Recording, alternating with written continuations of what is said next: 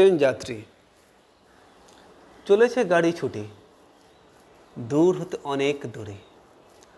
অজানা মানুষকে সাথে নিয়ে কত অজানা খবর নিয়ে, অজানা মানুষের পাশে বসে জানা অজানা কিছু গল্প করে কতটা সময় যে যায় কেটে ঠিকানা তারে দেয় জানি। আছে দাঁড়িয়ে অনেকটা সময় নিয়ে, আসনটি পাবে সেই আশা নিয়ে।